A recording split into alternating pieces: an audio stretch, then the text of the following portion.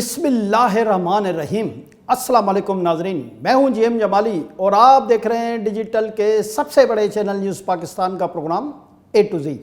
ناظرین، آج کے پروگرام میں ہم امریکی سی آئی اے کے بارے میں کچھ معلومات آپ تک پہنچانے کی کوشش کریں گے۔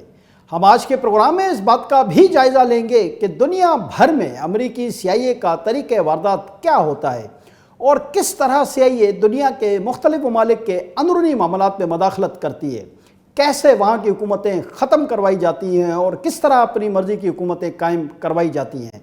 امریکہ میں سی آئی اے یا سینٹرل انٹیلیجنس ایجنسی کا قیام 1947 میں عمل میں آیا۔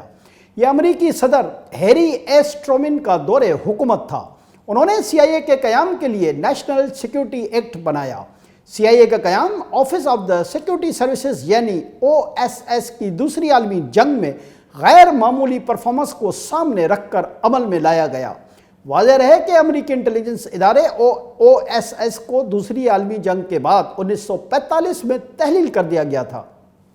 آج امریکہ میں سی آئی اے ایک بہت طاقتور اور خود مختار ادارہ ہے جس پر امریکی صدر اور امریکی کانگریس کا بھی زور نہیں چلتا۔ کہا جاتا ہے کہ امریکی صدر جان ایف کینیڈی اپنے دور حکومت میں سی آئی اے کے پر کاٹنے کی کوشش کی تھی، لیکن کچھ ہی عرصے بعد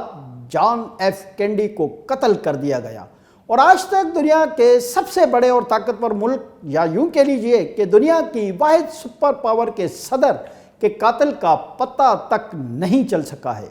اس سے سی آئی اے کی امریکہ میں طاقت کا بھی اندازہ لگایا جا سکتا ہے۔ قانون کے تحت سی آئی اے وہ واحد ایجنسی ہے جو بظاہر امریکی صدر کی جانب سے مقرر کردہ بیرون ممالک میں خفیہ کارروائیاں انجام دیتی ہے، لیکن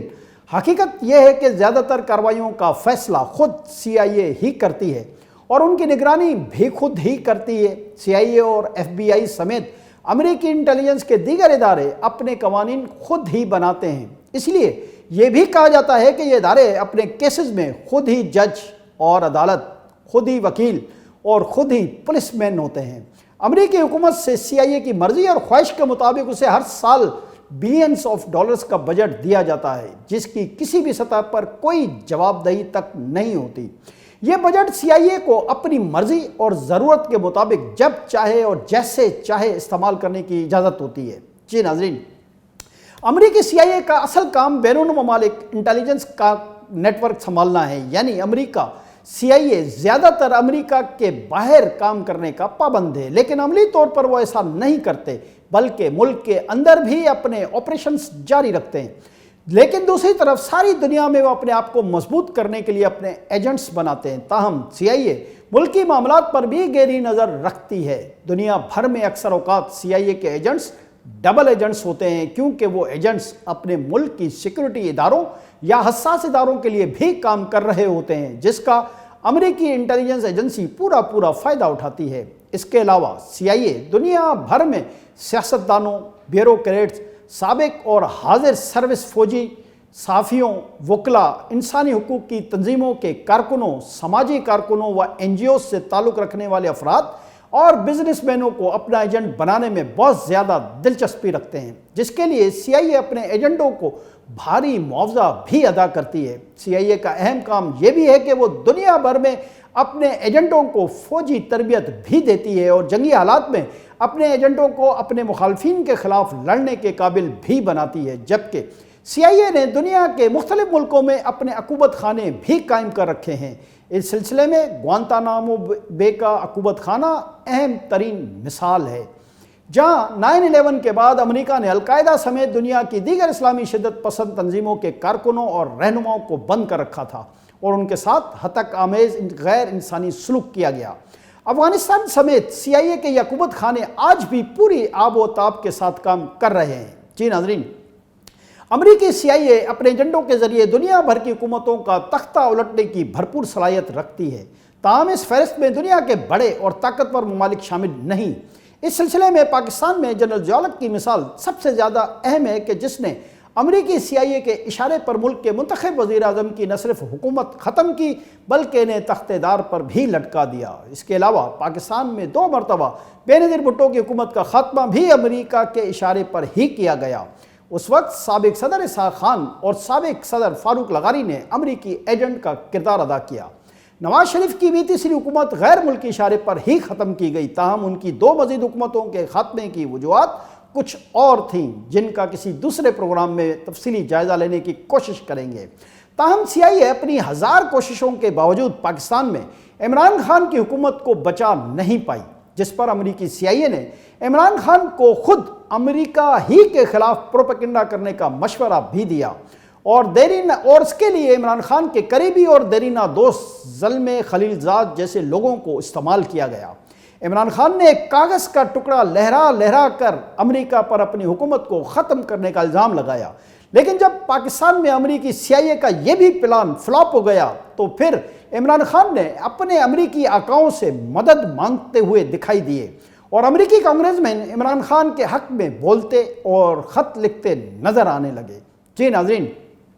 اس کے علاوہ سعودی عرب میں شاہ فیصل کی حکومت کا خاتمہ، لیبیا میں کرنل قذافی کی حکومت کا خاتمہ، بھارت میں اندرا گاندھی اور راجیو گاندھی کا قتل، بنگلہ دیش میں مجیب الرحمان کے قاتل بھی CIA کی کارروائیوں کا نتیجہ تھا۔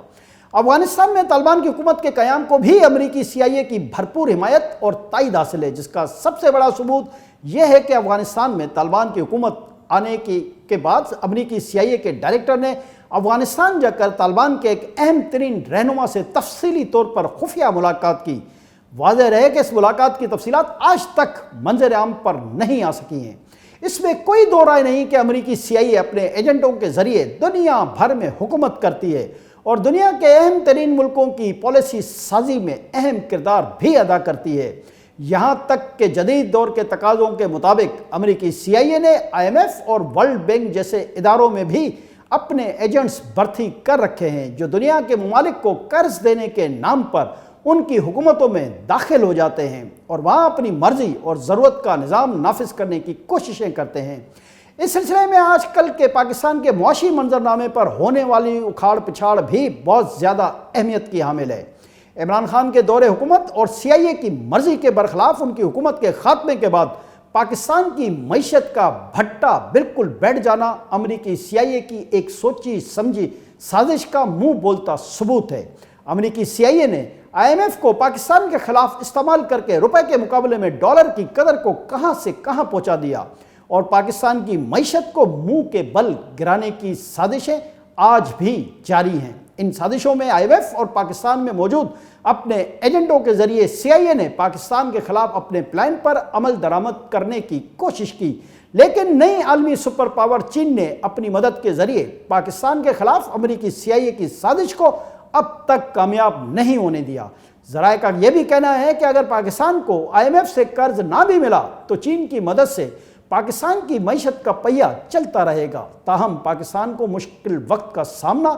ضرور رہے گا، لیکن CIA اور IMF کی سازش کامیاب نہیں ہوگی۔ جی ناظرین،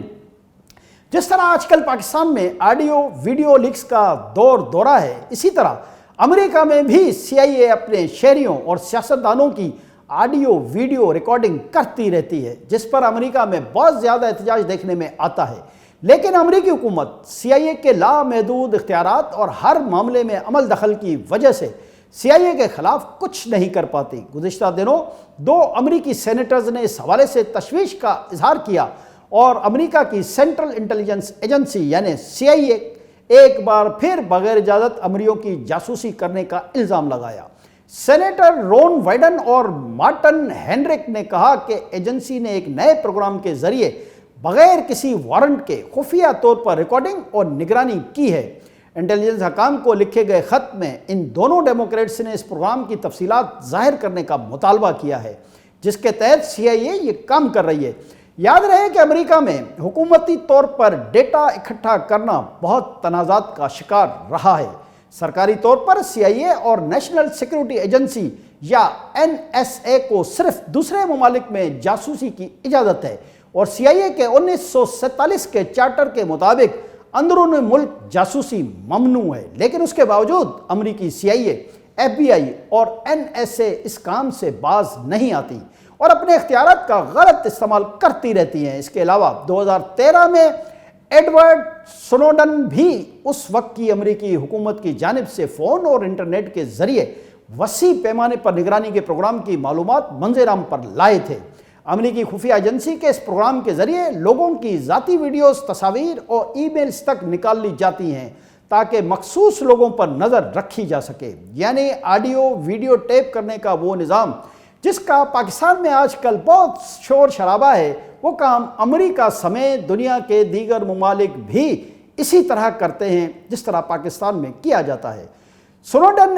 लेक्स के बारे में वॉशिंगटन पोस्ट के तजिए से पता चला है कि जिन लोगों की निगरानी की जा रही थी, इनमें से तकरीबन 90% आम अमेरिकी शहरी थे जो एक ऐसे जाल में फंस गए जो नेशनल सिक्योरिटी एजेंसी ने किसी और के लिए डाला था। इससे पहले तक आला ओहदेदार इससे इनकार करते रहे, लेकिन उन्होंने कांग्रेस के सामने हल्फ उठाकर भी झूठ बोला था और जानबूझकर इसका डेटा इकट्ठा नहीं कर रहे थे। लेकिन अदालत ने इंटेलिजेंस इदारों के इस पूरे अमल को गैर कानूनी अमल करार दिया है। चंद बरस कबल हुकूमत के एक निगरान इदारे ने CIA की जानिब से डेटा इकट्ठा करने की 2 कोशिशों का इंकशाफ किया, जिनके बारे में सेनेटर्स वाइडन और हेनरिक ने अब दावा किया है कि ममनुआ तौर पर दोनों वारंट के अमरीकियों की जासूसी की जा रही थी, यानी बगैर वारंट के अमरीकियों की जासूसी की जा रही थी। बाद में CIA ने एक प्रोग्राम के बारे में ऐसे दस्तावेजात जारी किए जिन्हें पहले खुफिया रखा गया था, लेकिन उन्होंने कई दूसरी दस्तावेजात को ये कहते हुए मंजर-ए-आम पर लाने से इनकार कर दिया कि ऐसा करते हुए वो एजेंसी के हसास तरीक़ेकार और ऑपरेशनल ज़राए की हिफाजत कर रहे हैं। लेकिन ओरेगोन से ताल्लुक़ रखने वाले वाइडन और न्यू मैक्सिको से हेनरिक का कहना है कि ये दस्तावेजात मंजर-ए-आम पर लाने से इनकार करके CIA जमहूरियत में शहरियों को हासिल हुकूक को नुकसान पहुंचा रही है और ये इक़दाम इंटेलिजेंस कम्युनिटी की तवील मुद्दती साख के लिए ख़तरनाक है। इंटेलिजेंस कमेटी में मौजूद सेनेटर्स का कहना है कि अवाम ये जानने का हक रखते हैं कि उनकी क्यों और किस हद तक निगरानी और इंटेलिजेंस की जा रही है। अमेरिकन सिविल लिबर्टीज यूनियन या ACLU का कहना है कि इन रिपोर्ट से इस बारे में संजीदा सवालात जन्म लेते हैं कि CIA हमारे बारे में कौन कौन सी मालूमात को बड़े पैमाने पर इकट्ठा कर रही है और एजेंसी इन मामूलात को अमरीकियों की जासूसी के लिए किस किस तरह इस्तेमाल करती है। ताहम दूसरी तरफ इस सिलसिले में CIA के तर्जुमान का कहना है कि किसी भी कानूनी तरीके से मालूमात जमा करने के दौरान CIA गैर इरादी तौर पर इन अमरीकियों के बारे में मालूमात हासिल कर सकती है जो गैर मुल्की शहरियों से राब्ते में हैं। तर्जुमान ने मजीद कहा कि जब CIA अमरीकियों के बारे में मालूमात इकट्ठा करती है तो वो ज़ाब्तों के मुताबिक इस मालूमात की हिफाजत भी करती है। उनका कहना था कि ये ज़ाब्ते डेटा के महदूद इस्तेमाल को यकीनी बनाते हैं। जी नाज़रीन, यहाँ अहम तरीन सवाल यह है कि अमरीकी CIA तर्जुमान की वजाहत से क्या अमरीका समेत दुनिया के किसी मुल्क के आम या ख़ास शहरी मुतमिन हो सकते हैं? तो इसका जवाब यकीनन नफ़ी में है। लेकिन यहाँ इससे भी ज़्यादा अहम सवाल यह है कि क्या इंसानी हुकूक और जमहूरी हुकूक के नाम पर हर मुल्क के शहरियों को मादर पिदर आज़ाद छोड़ा जा सकता है? ये बहुत ज़्यादा अहमियत का सवाल है जिस पर नहायत संजीदगी से गौर किया जाना चाहिए। ताहम ये तय है कि अमरीकी CIA समेत दीगर इंटेलिजेंस के इदारों की दूसरे ममालिक के अंदरूनी मामलात में मदाखलत को किसी भी तौर पर दुरुस्त और कानूनी करार नहीं दिया जा सकता। लेकिन बदकिस्मती से अमेरिका समेत दुनिया का हर बड़ा मुल्क छोटे मुल्कों और अपने दुश्मन मुल्क यहाँ तक के दोस्त ममालिक के ख़िलाफ़ भी यही काम कर रहा होता है, जो कम अज़ कम इखलाकी एतबार से तो काबिल मज़म्मत है। और अमरीकी खुद फिल्मों में इस तरह की CIA के बारे में चीज़ें हमेशा दिखाई जाती रही हैं। नाज़रीन उसको देख के हमेशा एंजॉय करते हैं। आज के लिए इतना ही। अगले प्रोग्राम तक के लिए अपने मेज़बान GM जमाली को इजाज़त दीजिए। अल्लाह हाफ़िज़।